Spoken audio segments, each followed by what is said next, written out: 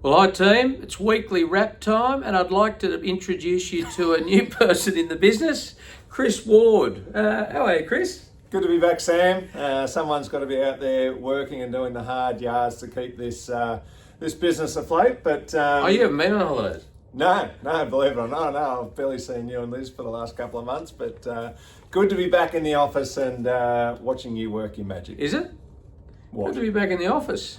Yeah, why not? I've missed you guys. Yeah, well, I'll give you a day and then you can go back to inspections next week. That's pretty much right. So, no, it's been a relatively quiet week, but I did want to just mention we had a couple of 2-year-old jump outs this morning at Warwick Farm. They have what I would call official jump outs, not a trial, but not just one of your standard jump outs. And we had Hellenic Bell with the Archibald stable and Invincible Miss with the Kieran Maher stable have jump outs, and they were both pretty impressive, I thought, and both off to the Rosehill trials in a couple of weeks. Yeah, that's right. I was really pleased with both of them. So nice to see. Obviously very inexperienced still, but that was the next step in their education, and they did it well. Hellenic Bell, the daughter of Hellbent, she was great. She missed the kick, concentrating on the starter at the time and looking to the side, which doesn't help. But once she got going, she was excellent. Caught up and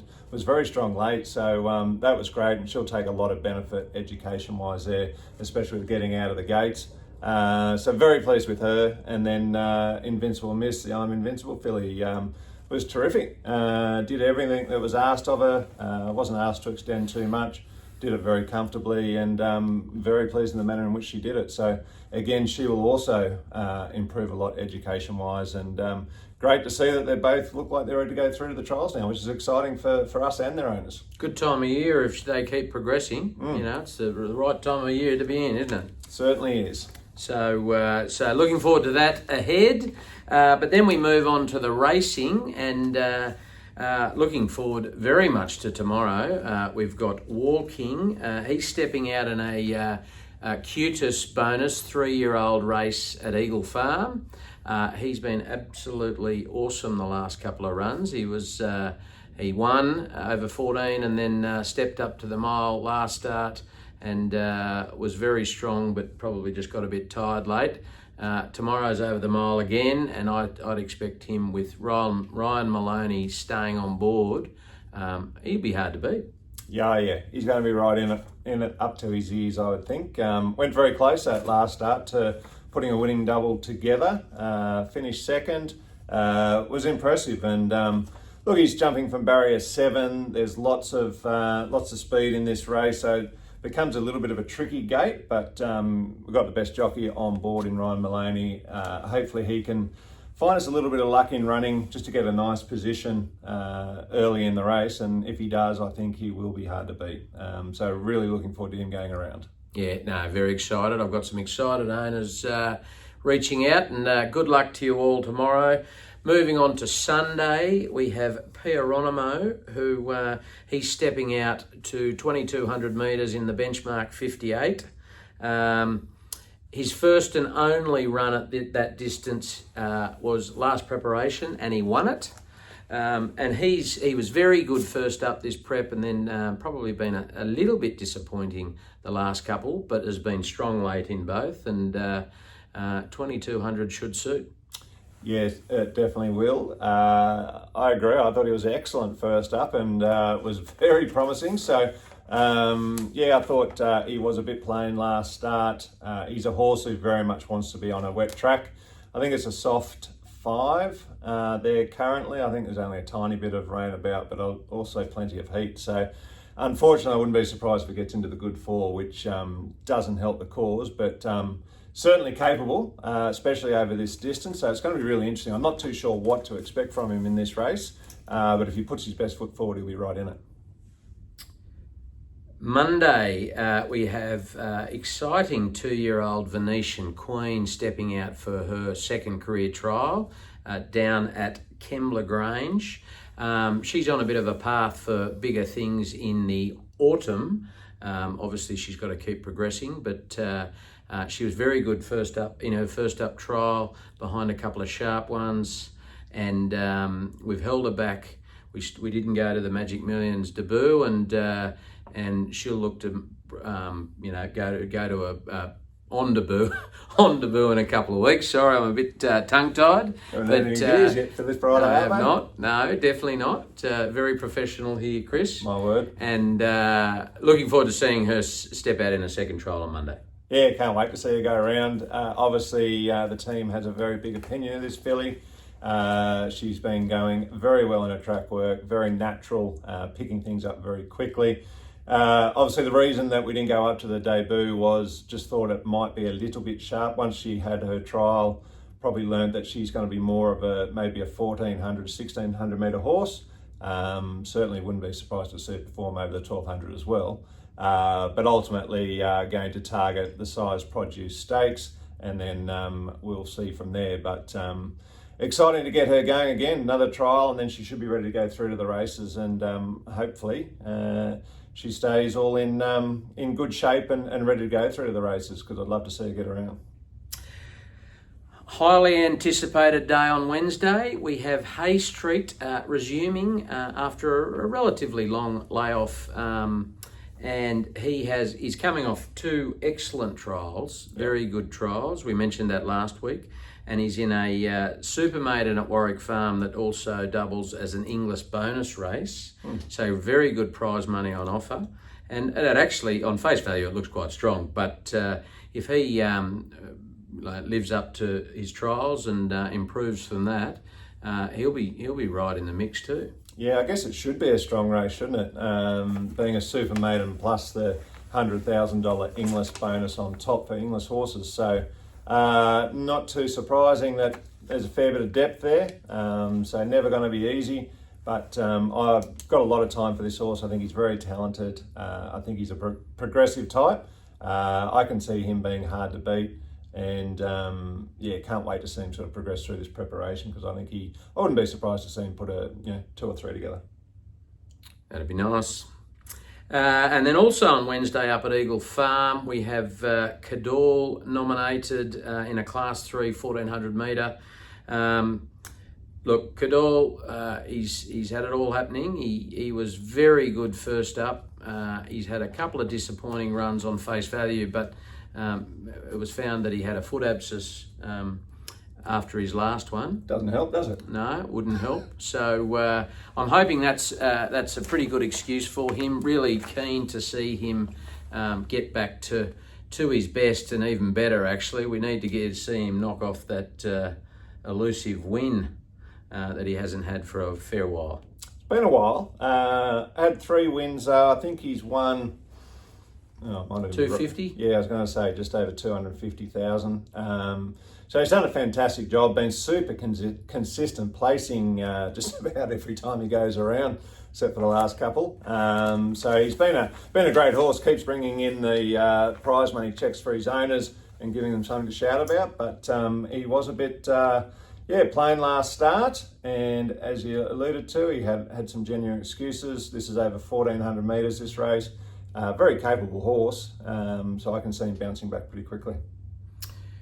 That's it for the runners for the week. So good luck to all our owners, and be nice to get a few wins on the board in the coming 7 days.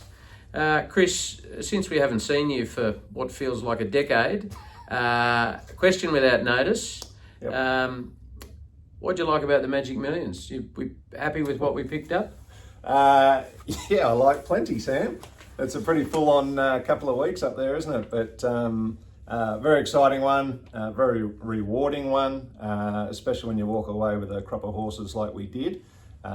We had 9 purchases up there, ranging from 60,000 up to 500,000. So a big, broad range of horses, colts and fillies, but overall, I'd go as far as to say I think it was probably our best crop that we have picked up from the Magic Millions over the years, which is particularly exciting, looking forward to the next 2, 3, 4 years with these horses going through. So very, very happy with it. Had a ball. Was pretty tired by the end, but recharged and ready to go again. Yeah, no, very happy with the purchases.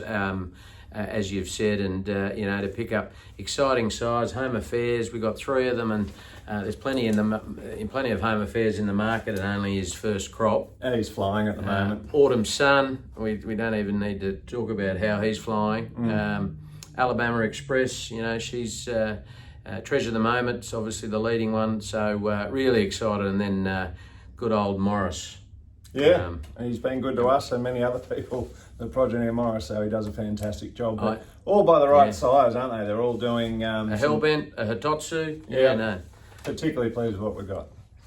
So now we move on to the really important stuff, red hot tip time. And while you've been sunning yourself wherever you've been, I've just kept the punters... kept them happy? Living the high life. Living the high life, Yep. okay. Plenty of collects. Last week was no different. I had 4 on the tips. One was scratched, and I only got 1 out of the 3, but it was paying about $4.50. So that just keeps the dollars ticking over. Yeah, win's a win, so we'll take that. Well done. Absolutely. So let's see what we can do. And I am very pleased to say, and I reckon this bloke, Ian from Queensland, a very good owner of ours. I don't think he watches the Weekly Wrap. But I bet you he does this week, because he's sent in a celebrity tip. He's pretty game, because we've had no luck with our celebrity tipsters, but he's put his neck on the chopping block. He certainly has. So we've got one from Ian. Race 10 at Caulfield. Number 6 Zupa Fund paying $11. So he clearly leans my way and not yours, Chris. Yep. He thought you were a bit of a disgrace, actually, when I was speaking to him. Well, let's see how Ian's going on Saturday afternoon, shall we? He'll be flying. So, Ian, good luck. Caulfield Race 10, number 6 Zupa Fund, paying $11 on the nose, is what I've been told. Yep, good. So I like his confidence. I'll move to you, and then I'll give mine. What have you got? Okay, so I can better what Ian's had to offer there by offering you Race 7 at Rose Hill, Eye of the Fire with Jack Callan on board as an each-way chance, followed by Disnick. I've nearly fallen off the side of the camera there. Disnick in Race 8 with Josh Parr, another each-way chance. Hey, should I just say that our celebrity tipster, he might have a little share in Disney. He might have a sneaky one in there. And so good luck. Yep, good luck. I've only got it each way though, I'm afraid. Race 9, Harlow Mist with Tim Clark on board for the win. And then finally down at Caulfield, Race 7, Aviatrix, something along those lines. I've just butchered that name. Each way. So if there's not a few collects in there, I'll give the game away. So I've got a few here today. I'll start with Eagle Farm. Eagle Farm Race 7, the benchmark 78. I've got number 8 Gospel Girl paying $11. Then I move to Rose Hill. Race 8, the JRA plate. Sorry, Ian and Chris. I'm on number 8 Meridiana paying $6.50. Not Disney. Race 10 at Rose Hill, the benchmark 72. I'm number 13 Nepo Baby paying $6.50. Moving to Caulfield, race 9, the benchmark 78. I'm on number 7 Midnight Storm paying $5. And then I can't go past Ascot, race 10. Oh, here's a sneaky. This is for the WA crowd, and we seem to be getting more and more owners from WA. I've been speaking to a few this week, so didn't want to leave you out, guys. Number 9, Too Darn Stormy. Now, it's my shorty of the week, $2.40, but good old Willie Pike, he's on fire at the moment, and he loves the last at Ascot. But I wouldn't leave it too long. I'd get on as best. I think the odds are going to. I think the odds are going to keep coming in. So we don't want it in the dollars, because that'd be you, Chris. So there you go. You might need to rewind it a few times to get all of those tips, but and it'll be worthwhile too. Absolutely, Jesus, you'll be flying after that. They'll be calling in wanting to buy horses. So. Good luck, guys. Have a great weekend. Enjoy the racing. Enjoy, hopefully, the sunshine, and we'll see you next week. Have a great weekend.